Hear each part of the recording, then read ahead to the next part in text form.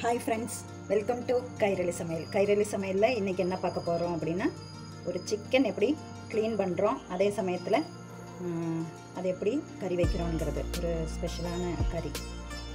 அது எப்படி அப்படின்னு பார்த்துட்டா, ஃபஸ்ட்டு இதெல்லாம் இதில் இருக்கிற இந்த கொழுப்புகள் எல்லாம் எடுக்கணும். எடுத்துட்டு இது வந்து சுடு தண்ணி, ஒரு பீஸ்லேயும் தோல் உரித்து நம்ம வாங்கினாலும் அதுக்கப்புறமேல இதில் இருக்கிற சின்ன சின்ன பீஸுகள் கொழுப்பு மாதிரி இருக்கிறது, அந்த மரத்தோட தோலுகள், அது எல்லாத்தையும் வேஸ்ட்டு தான், அது ஒன்றும் நமக்கு தேவையில்லை. இப்படி கழுவணும். அப்போ தான் அந்த சிக்கனுக்கு வந்து ஒரு நல்ல டேஸ்ட்டு.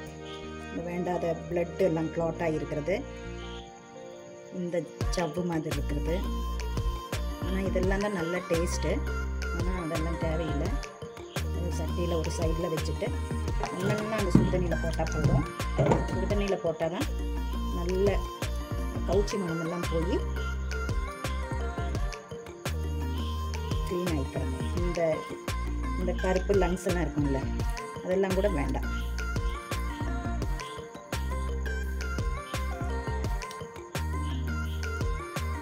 இதெல்லாம் பச்சையாக நாய்க்கோ பூனைக்கோ கூட போடலாம்.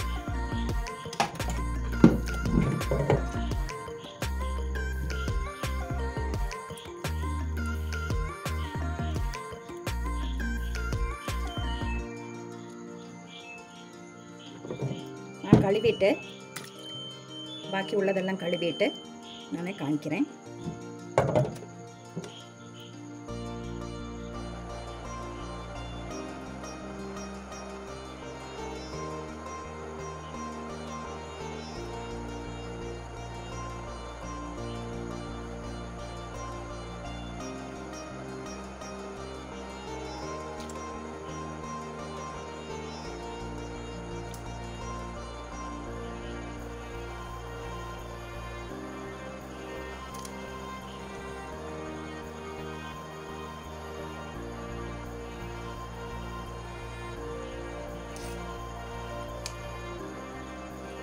இந்த மரத்துண்டுகள், மரத்தில் வச்சு தானே அவங்க கட் பண்ணுவாங்க, அந்த மரத்துண்டுகள்லாம் நம்ம வயிற்றுக்குள்ளே போகும். அதனால் நல்ல கை வச்சேன். அந்த வேண்டாத இந்த நரம்பு அது இது எல்லாம் அப்புறமேல பார்த்தா ஐயோ இவ்வளோ வேஸ்ட் இருக்குதேன்னு இருக்கும். அதனால் தண்ணியில் போடுறதுக்கு முன்னால் இது செய்யணும். இந்த இதெல்லாம் நமக்கு தேவையில்லை, வயிற்றுக்குள்ளே போக வேண்டிய அவசியம் இல்லை.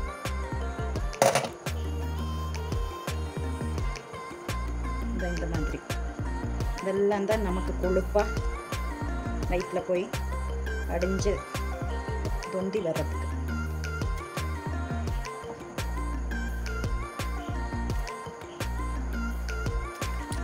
நல்ல சுடுதண்ணி இது.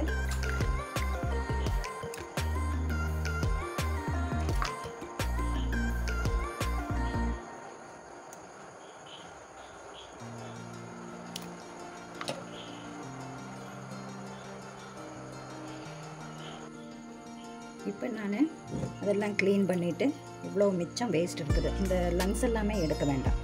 ஏன்னா கோழிக்கு வேக்சினேஷன்லாம் கொடுப்பாங்கல்ல, அதெல்லாம் அப்புறம் லங்ஸில் தான் போய் அடியும். இவ்வளோ வேஸ்ட் இருக்குது இந்த கொழுப்புகள். இது ஒன்றும் பண்ண வேண்டாம், நாய்க்கோ பூனைக்கோ கொடுத்தாலும் சந்தோஷமாக சாப்பிடுங்க. இனி நம்ம இதை நல்லா கழுவணும். பொறுக்கிற அளவு தான் சுடு தண்ணியாக இருக்குது. இந்த மாதிரி கழுவுனா அந்த சிக்கனே பயங்கர டேஸ்ட்டாக இருக்கும், நமக்கு நல்ல திருப்தியாக இருக்கும்.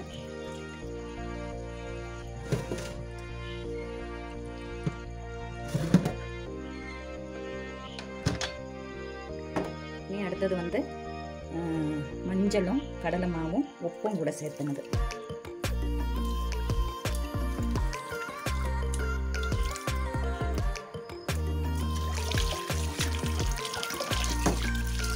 இதில் வந்து ஒரு 10 நிமிஷம் ஊற வச்சாலும் நல்லது தான்.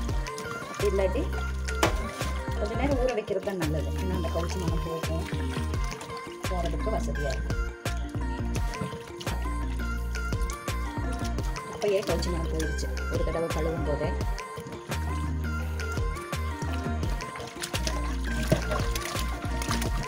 சாதாரண மீன், சிக்கன் இந்த மாதிரி ஐட்டங்கள்லாம் கழுவுறதுக்கு நாங்கள் வெளியில் தான் போவோம்.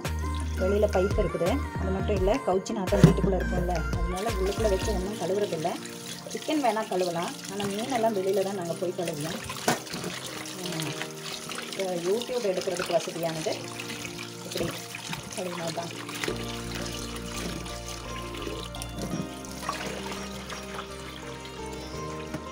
இப்படி நமக்கு இந்த மஞ்சள் கலர் போகிற வரலும் கழுவணும்.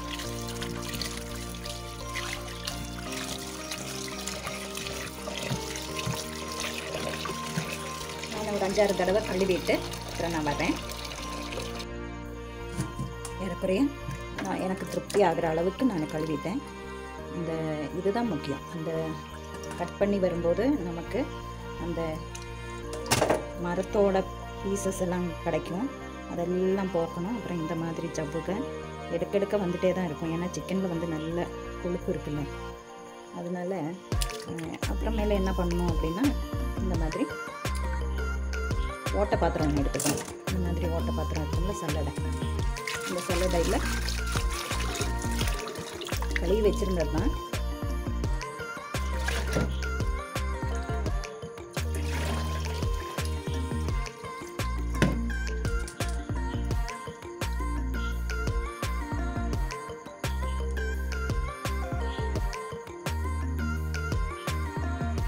இதெல்லாம் எடுத்தால் என்ன இருக்கும் அப்படின்னா, அதுதான் நம்ம வயிற்றுக்குள்ளே போக வேண்டாம்ல. அதெல்லாம்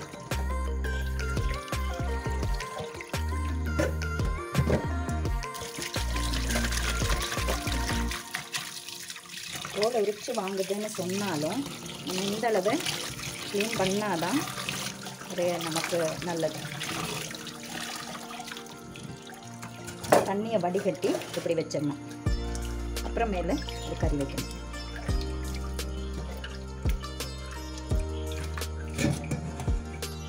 பிளேட்டு போட்டு மூடி வச்சுட்டேன். ஓகே, இவ்வளோதான் இன்றைக்கி. நீ அடுத்தது கறி வைக்கிறது பார்க்கலாம். இன்றைக்கி வந்து எப்படி க்ளீன் பண்ணுறதுங்கிறது இதுவே இப்போ 8 நிமிஷத்துக்கு மேலே ஆச்சு. இப்படி ஒன்று க்ளீன் பண்ணி பாருங்கள். பார்த்துட்டு கமெண்ட்டில் ஷேர் பண்ணுங்கள். நன்றி, வணக்கம்.